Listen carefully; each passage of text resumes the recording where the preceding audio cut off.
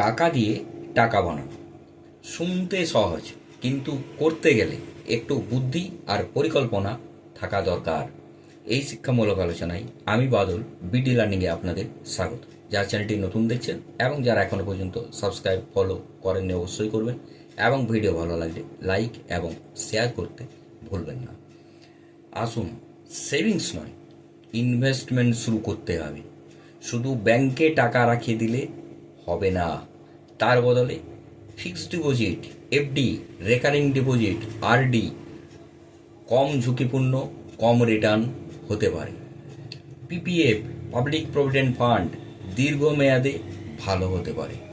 এগুলো নিরাপদ, কিন্তু খুব বেশি টাকা বাড়ে না। অপশন 2 কি হতে পারে? স্টক মার্কেটে ইনভেস্টমেন্ট। টাকা দিয়ে টাকা বানানোর সবচেয়ে শক্তিশালী উপায়ের মধ্যে এটাও একটা। ভালো কোম্পানির শেয়ার কিনলে সেই কোম্পানির অংশীদারি হন।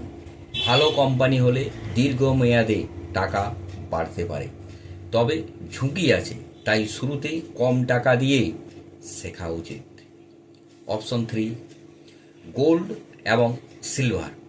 গোল্ড নিরাপদ, সিলভার একটু বেশি রিটার্নের সম্ভাবনা থাকতে পারে।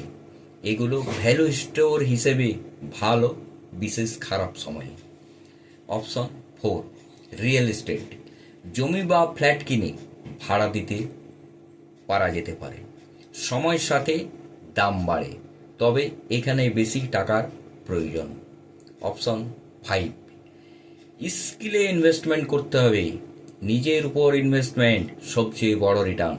নতুন কিছু শিখতে হবে, ডিজিটাল স্কিল, ফ্রিল্যান্সিং, বিজনেস।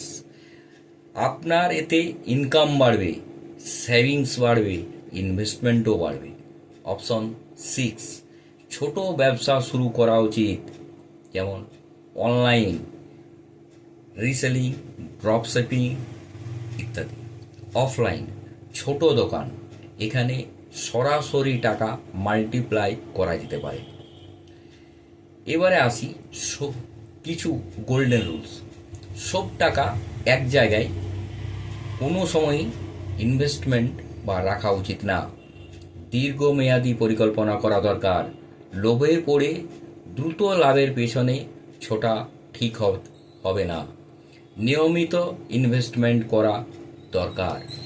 সহজ ভাষায় বলতে গেলে, টাকা দিয়ে টাকা বানাতে হলে সঠিক জায়গায় ইনভেস্টমেন্ট প্লাস সময় প্লাস ধৈর্য, তবেই বড় রিটার্ন। নমস্কার, সুস্থ থাকুন, ভালো থাকুন, দেখতে থাকুন বিডি লার্নিং।